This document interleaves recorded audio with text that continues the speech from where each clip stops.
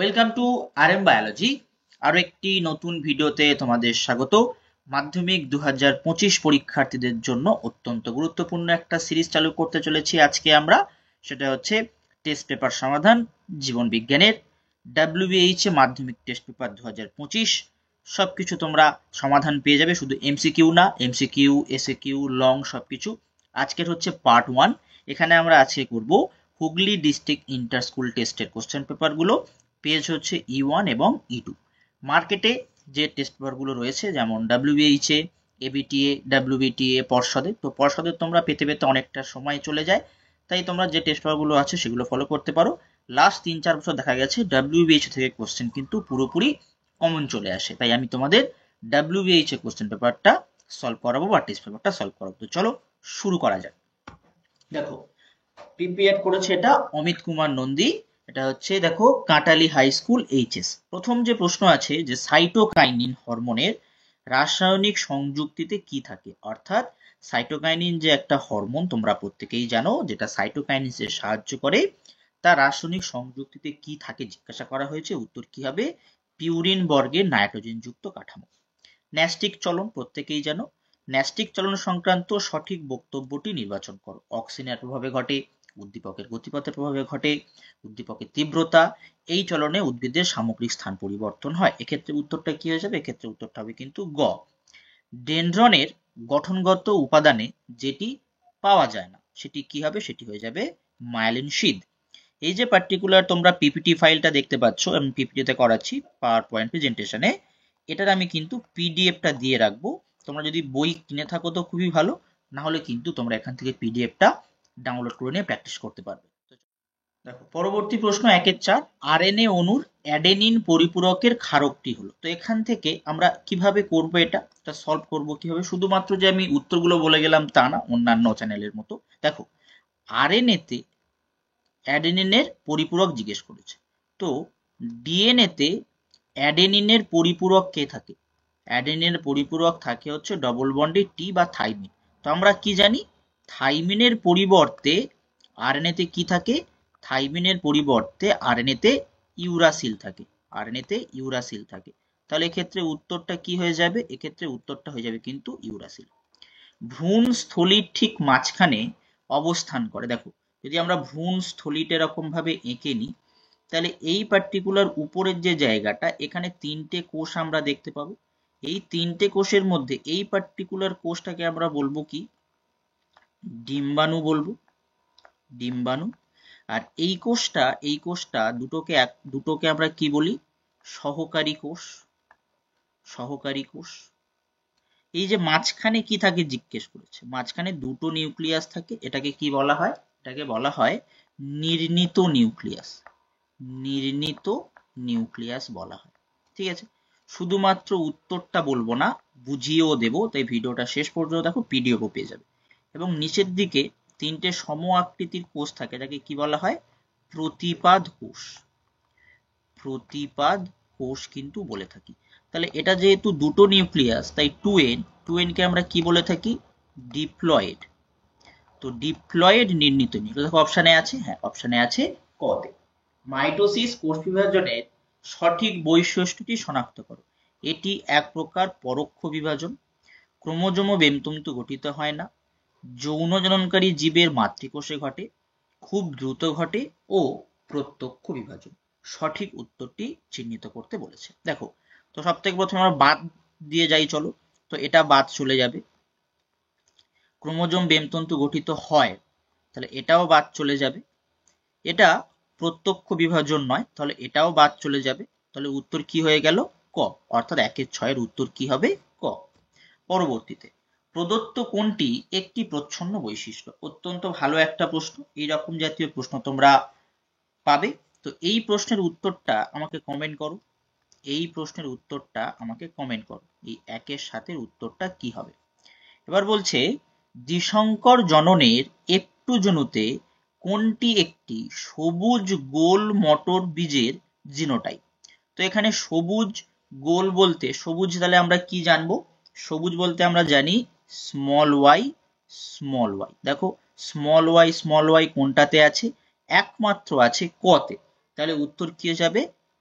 1 এর 8 এর ক, গোল মোটর বলেছে, তো ক্যাপিটাল আর যেখানে থাকবে সেটা অবশ্যই গোল হবে, দেখো ক্যাপিটাল আর আছে। তারপর বর্ণান্ধতার ক্ষেত্রে বাহক মাতা এবং স্বাভাবিক পিতা। তাহলে বর্ণান্ধতাটা কি? একটা এক্স ক্রোমোজোম এর প্রচ্ছন্ন বৈশিষ্ট্য। তো কালার ব্লাইন্ডনেস আমরা সি ব্যবহার করতে পারি। তাহলে আমরা লিখি বাহক মাতার জন্য X capital C, X small C. স্বাভাবিক পিতা, তাহলে আমরা কি লিখতে পারি? এক্স ক্যাপিটাল সি, ওয়াই, যেহেতু ওয়াই কিছু থাকবে না ওয়াই লিখলাম। তো এখান থেকে আমরা দু ধরনের গ্যামেট পাচ্ছি। কি কি গ্যামেট পাচ্ছি? এক্স ক্যাপিটাল সি পাচ্ছি এবং এক্স স্মল সি পাচ্ছি। এখান থেকে আমরা দুখানা গ্যামেট পাচ্ছি, এক্স ক্যাপিটাল সি পাচ্ছি এবং একটা ওয়াই পাচ্ছি। তাহলে এই ক্যাপিটাল সি যদি ক্রস করে, তাহলে এখানে কি বলেছে? কন্যা সন্তানদের। তাহলে শুধু আমরা এটা ক্রস করালেই হয়ে যাবে, এদিকে আমার যা দরকার নেই। তাহলে এটা কি হচ্ছে? এটা হয়ে যাচ্ছে আমার স্বাভাবিক। স্বাভাবিক। আবার এটা যদি আমরা ক্রস করাই, তাহলে সেক্ষেত্রে আমার কি হচ্ছে? বাহক। সেক্ষেত্রে আমার কি হচ্ছে? বাহক। এখানে কি জিজ্ঞেস করেছে? আক্রান্ত হওয়ার সম্ভাবনা। উত্তর কি হয়ে যাবে? 0% অর্থাৎ ঘ। তারপর অসম্পূর্ণ 4 প্রকোষ্ঠ যুক্ত হৃৎপিণ্ড দেখা যায় কাদের মধ্যে? উত্তর কি হয়ে যাবে? শুধুমাত্র সরীসৃপদের মধ্যে। তারপর এদের মধ্যে কোনটি অন্তঃপ্রজাতি বা ইন্ট্রাস্পিসিস সংগ্রাম? ঠিক আছে, সাপের সঙ্গে ব্যাঙের সংগ্রাম, সাপের সঙ্গে নেউলের সংগ্রাম, বাঘের সঙ্গে হরিণের সংগ্রাম, এবং ঘতে বলা আছে একই জায়গায় জন্মানো চারা গাছদের মধ্যে সংগ্রাম। অন্ত মানে একই জায়গা বা একসঙ্গে যারা অবস্থান করে, তো সেখানে বা একই প্রজাতি বলতে পারি। তো উত্তর কি হয়ে যাবে? ঘ। জৈব বিবর্তনবাদের ব্যাখ্যায় ল্যামার্ক যে বিষয়টির উপর গুরুত্ব আরোপ করেননি তা হলো পরিবেশগত প্রভাব, প্রজাতি সংগ্রাম প্রকরণ, জীবের অঙ্গের ব্যবহার অব্যবহার, অর্জিত গুণাবলীর বংশানুসরণ। এক্ষেত্রে উত্তরটা তোমরা প্রত্যেকেই জানো, সেটা হচ্ছে প্রজাতি সংগ্রাম এবং প্রকরণ। উত্তর যাবে খ। নিম্নোক্ত কোনটি বা কোন ইনস্টিটিউ সংরক্ষিত স্থানে ব্যাঘ্র প্রকল্প গৃহীত হয়েছে? ইনস্টিটিউতে ব্যাঘ্র প্রকল্প কোনটা সেটা জিজ্ঞাসা করেছে। উত্তর হয়ে যাবে কি? বক্সাদুয়ার, অর্থাৎ অপশন খ। তারপরে আমরা 1-14 চলে এসেছি। জীববৈচিত্র্য হটস্পট নির্ধারণের সবচেয়ে গুরুত্বপূর্ণ বিষয়। একটি অঞ্চলের ভৌগোলিক অবস্থান, আয়তনে বিস্তীর্ণ একটি অঞ্চল, সংবহন কলাযুক্ত নিজস্ব উদ্ভিদ প্রজাতির সংখ্যার প্রাচুর্যতা, দ্বিচক্রী সংবহন সম্পন্নকারী স্তন্যপায়ী প্রাণীর প্রতুলতা। এক্ষেত্রে উত্তরটা সবাই জানো। উত্তর কি হয়ে যাবে? সংবহন কলাযুক্ত নিজস্ব উদ্ভিদ প্রজাতির সংখ্যার প্রাচুর্যতা। হটস্পটের শর্তে বড় বড় করে লেখা আছে, এটা কিন্তু বিজ্ঞানী মিটেনমিয়ার বলেছিল। জল দূষণের সঙ্গে সম্পর্কিত রোগগুলি হলো, জল দূষণের সঙ্গে সম্পর্কিত রোগ কি কি? সেটা ডায়রিয়া হবে, হেপাটাইটিস হবে এবং পোলিও হবে, অর্থাৎ 1-15 হয়ে যাবে খ। তো আমরা এমসিকিউটা কমপ্লিট করলাম। এরপরে আমরা চলে আসছি বিভাগ খতে, যেখানে আমরা শূন্যস্থান পাবো, সত্য মিথ্যা পাবো, এই পার্টগুলো পেয়ে যাবো। তো প্রথম প্রশ্ন রয়েছে, ড্যাশ একটি স্টেরয়েড ধর্মী হরমোন রূপে যৌন বৈশিষ্ট্য নির্ধারণ করে। এক্ষেত্রে দুটো উত্তর হতে পারে, তোমরা লিখে নিতে পারো পজ করে, বা আমি এটার পিডিএফ দিয়ে দেবো কিছুক্ষণের মধ্যেই, তোমরা ফার্স্ট কমেন্টটা চেক করে নিও। উত্তর হবে টেস্টোস্টেরন, আবার আমরা লিখতে পারি ইস্ট্রোজেন। Testosterone, estrogen. তারপর অ্যাডেনিন একটি ড্যাশ জাতীয় নাইট্রোজেন যুক্ত ক্ষারক। উত্তরটি কি হয়ে যাবে? এটা কিন্তু পিউরিন। তারপর বর্ণান্ধতার প্রচ্ছন্ন জিন ড্যাশ অবস্থায় রোগ লক্ষণের প্রকাশ ঘটায়। এক্ষেত্রে উত্তরটা কি হয়ে যাবে? হোমোজাইগাস। প্রচ্ছন্ন জিন সবসময় হোমোজাইগাস। যে ওখানে তোমাকে বর্ণান্ধতা বলে একটু পাজেল করতে চেয়েছে, প্রচ্ছন্ন সবসময় হোমোজাইগাসেই কিন্তু রোগ লক্ষণটা ঘটাবে। সক্রিয় লেজের অংশ মানুষের ক্ষেত্রে মেরুদণ্ডের শেষ প্রান্তে ড্যাশ নামক নিষ্ক্রিয় অঙ্গে পরিণত হয়েছে। এক্ষেত্রে কি হয়ে যাবে? এটা কক্সিস।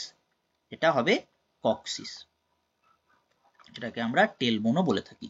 নগরায়নের জন্য সুন্দরবন অঞ্চলে ড্যাশ জাতীয় উদ্ভিদ ক্রমশ ধ্বংস হচ্ছে। উত্তর কি হয়ে যাবে? ম্যানগ্রোভ জাতীয় উদ্ভিদ। উত্তর কি হবে? ম্যানগ্রোভ জাতীয় উদ্ভিদ। জলাশয়ে ড্যাশের ফলে শৈবালের অতিবৃদ্ধি ঘটে। কিসের ফলে অতিবৃদ্ধি ঘটে? ইউট্রোফিকেশন। Eutrophication, eutrophication. এবার এই যে শৈবালের অতিবৃদ্ধিকে আমরা কি বলবো? অ্যালগাল ব্লুম বলবো, ঠিক আছে, মনে রাখবে কিন্তু। তারপরে সত্য মিথ্যা কি? সত্য মিথ্যাতে সব থেকে প্রথমে আছে ফোকাস দৈর্ঘ্য পরিমার্জনের ক্ষেত্রে লেন্সের কোনো ভূমিকা নেই, এটা কিন্তু মিথ্যা, এটা কি হয়ে যাবে? মিথ্যা। প্রোজেস্টেরন হরমোন গর্ভাবস্থা বজায় রাখতে সাহায্য করে, এক্ষেত্রে কি হয়ে যাবে? সত্য, এক্ষেত্রে হয়ে যাবে সত্য। ডিম্বাণু শুধুমাত্র মাইটোসিসের ফলে উৎপন্ন হয়, এটা কিন্তু কি হয়ে যাবে? মিথ্যা, 2-9 হয়ে যাবে মিথ্যা। 2-10 অটোগ্যামি হলো স্বপরাগযোগের কৌশল, এটা একেবারে সত্য। উটের লোহিত রক্ত কণিকার বেশি অভিস্রবণ চাপ সহ্য করার ক্ষমতা নেই, এটা উত্তর কি হয়ে যাবে? মিথ্যা, এটা হয়ে যাবে মিথ্যা। আচ্ছা, এমফাইসিমা জল দূষণের কারণে সংগঠিত শ্বাসতন্ত্রের একটি রোগ, এটাও কি হয়ে যাবে? এটাও মিথ্যা। তো আমরা সত্য মিথ্যা শূন্যস্থান পূরণ করলাম। এখানে আরো একটা তোমরা বলতেই পারো, সেটা হচ্ছে লবণাম্বু উদ্ভিদ, লবণাম্বু উদ্ভিদ হলো।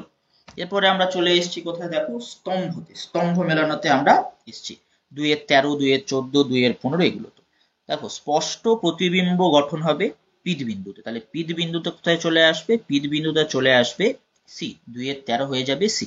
সাইটোকাইনেসিস কি হবে? দেখো কি কি আছে, এটা উত্তর হবে কিন্তু তোমার ই, অর্থাৎ কোষ পাদ গঠন, সেল প্লেট গঠন। তারপর অযৌন জনন, নিষেক এবং গ্যামেটের প্রয়োজন হয় না। কুঞ্চিত বীজ কি বৈশিষ্ট্য? কুঞ্চিত বীজ কিন্তু প্রচ্ছন্ন বৈশিষ্ট্য, কুঞ্চিত বীজ প্রচ্ছন্ন বৈশিষ্ট্য। সমসমস্ত অঙ্গ কি হবে? মানুষের হাত এবং তিমির ফ্লিপার, অর্থাৎ 2-17টা আমরা লিখব মানুষের হাত, তিমির ফ্লিপার, অর্থাৎ ডি। অম্ল বৃষ্টিতে কি হবে? অম্ল বৃষ্টিতে হবে কিন্তু পাথুরে ক্যান্সার। বোঝা গেল? এটা আমাদের স্তম্ভ মেলানো কমপ্লিট হয়ে গেল।